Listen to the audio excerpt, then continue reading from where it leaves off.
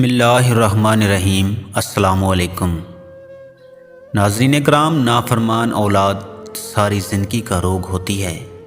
والدین کے حکم کی تعمیل نہ کرنے والی اولاد کے رنج سے اچھا بھلا انسان پریشان ہو کر بہت سے غلط اقدامات اٹھاتا ہے، جس سے بعد ازاں اولاد بھی تکلیف اٹھا سکتی ہے۔ نافرمان اولاد گمراہ ہو جاتی ہے۔ بہت سے والدین ایسی اولاد کے ہاتھوں مارے بھی جاتے ہیں۔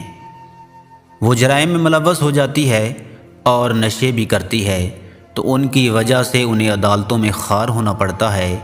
ایسی اولاد تعلیم سے بھی محروم رہ جاتی ہے۔ لیکن کئی صورتوں میں پڑھی لکھی اولاد کے ہاتھوں بھی والدین کو تکالیف اٹھانی پڑتی ہیں۔ یہ کتنی ظلم اور شرم کی بات ہے کہ والدین جنہوں نے پال پوس کر اپنے منہ کا لقمہ اولاد کے منہ میں ڈال کر اسے پالا ہوتا ہے، وہی ان کے بڑھاپے کا سہارا نہیں بن پاتی۔ والدین کو چاہیے کہ وہ خود ایسے حالات پیدا نہ ہونے دیں۔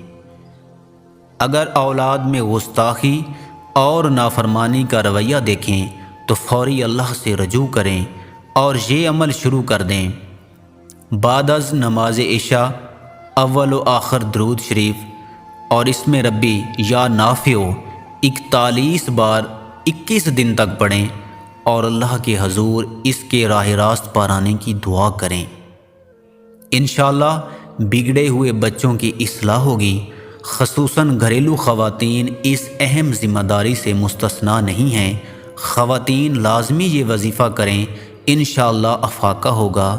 اللہ پاک ہم سب کو عمل کی توفیق عطا فرمائے۔ آمین ثم آمین۔